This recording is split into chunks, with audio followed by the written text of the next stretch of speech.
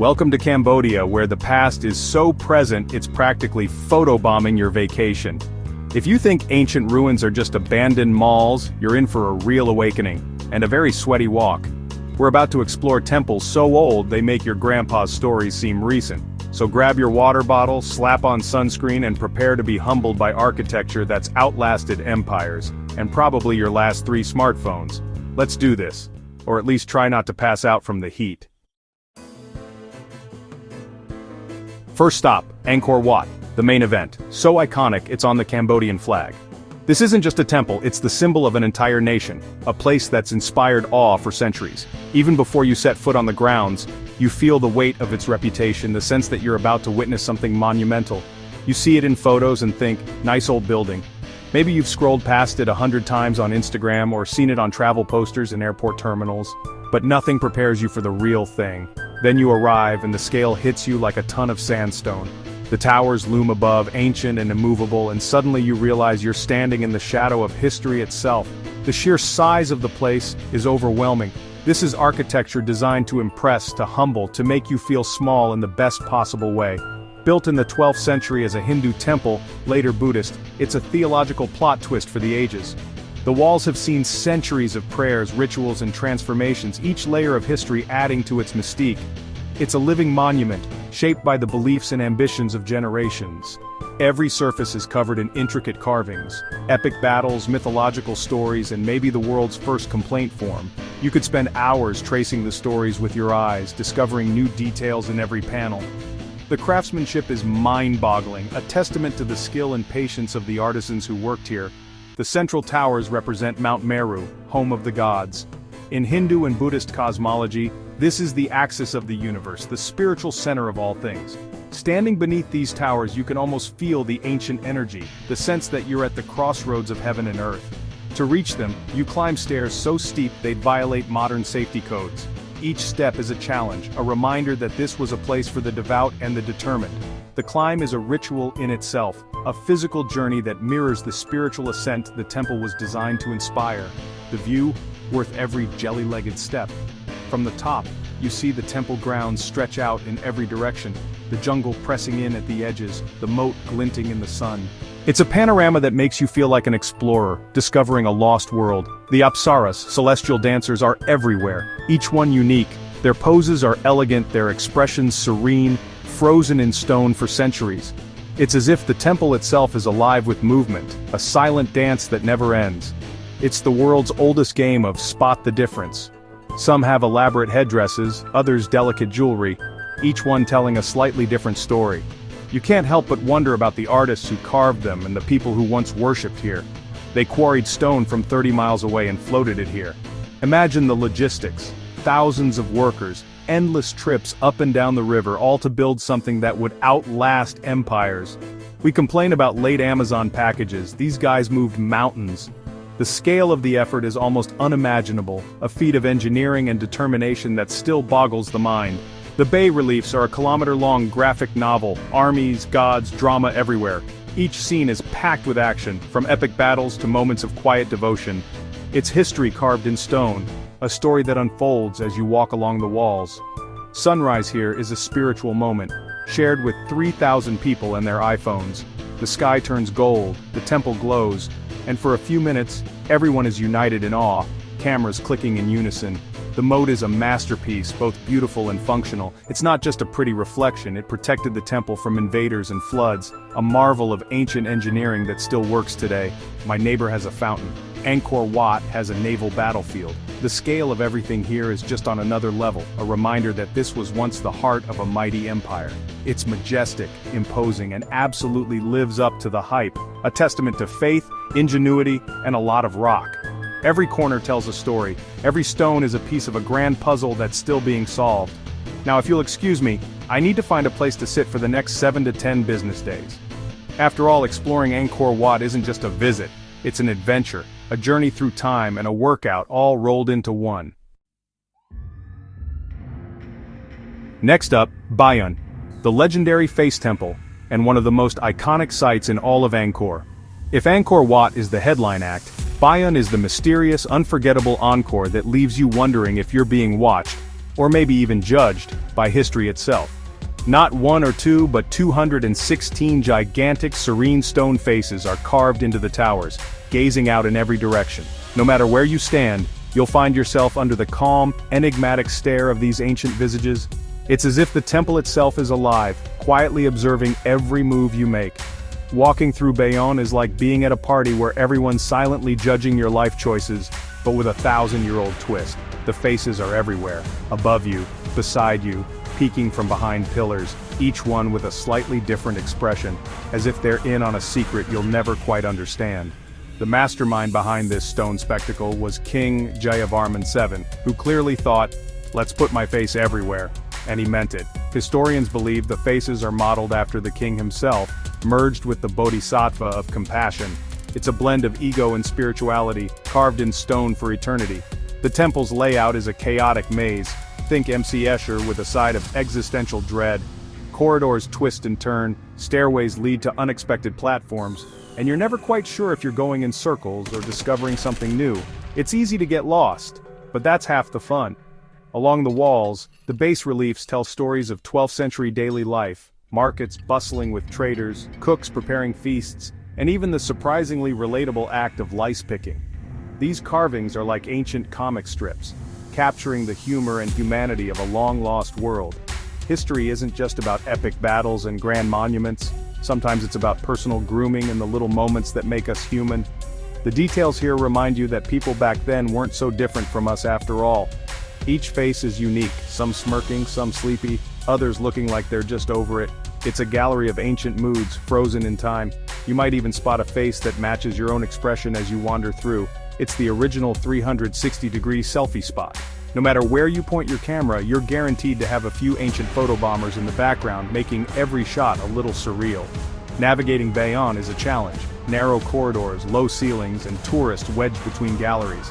It's a test of patience and flexibility, but every twist and turn reveals another hidden face or intricate carving. Climb the central tower and you're surrounded by stone judgment.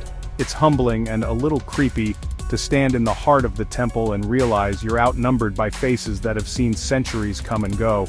The audacity is impressive. Build a mountain, put towers on it, then put my face on every side.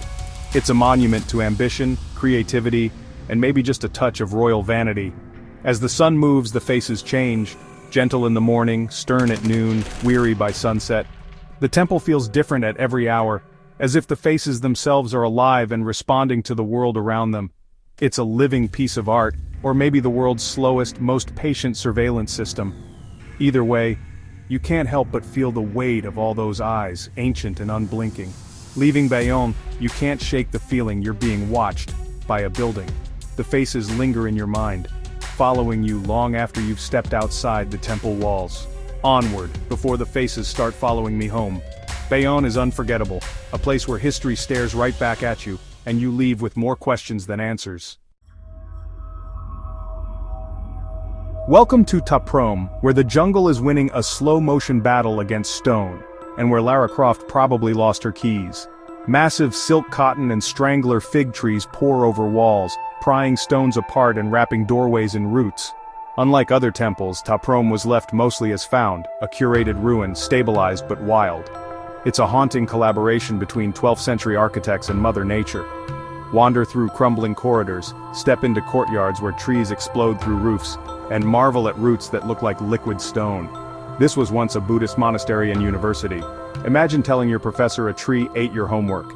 It's the Tomb Raider temple, so expect crowds striking their best Angelina Jolie pose. Hidden corners reveal carvings nearly swallowed by moss. It feels like you're the first to discover them, until the next tour group arrives. Ta Prohm is a lesson in letting go. What was built to last forever is now more beautiful in decay. And a reminder, never plant a fig tree near your house. Now for something different, Bante Sre, the Citadel of the Women. The carvings here are so fine, legend says only women could have made them. True or not, the detail is mind-blowing. It's the overachiever of Angkor, small, pink-hued and covered in carvings so intricate, you'll wonder if ancient Cambodians had magnifying glasses. Every inch is embroidered in stone, floral patterns, mythical creatures and gods in dramatic poses. The scenes are intimate, like pages from a storybook, not epic battles. it's less crowded so you can actually appreciate the art without dodging selfie sticks. The library buildings are masterpieces with pediments that are practically sculptures. The hard sandstone has preserved the carvings so well they look freshly made. Walking through, you feel like you've been shrunk and placed inside a Fabergé egg. Bante Shrey proves that bigger isn't always better. Sometimes perfection is in the details, and yes, I need bifocals to see those tiny monkeys. Our final stop, Preah Khan, the sacred sword. Tucked away in the northern reaches of Angkor, this temple is less crowded than its famous siblings, but it's no less impressive. As you approach the mossy entrance, you can almost feel the weight of centuries pressing down, the air thick with stories waiting to be uncovered. After a day of temple hopping, I feel like I've fought a battle myself. My legs ache, my shirt is soaked, and my water bottle is running dangerously low. But there's something about Preah Khan that draws you in, even when you think you've seen enough ancient stones for one lifetime.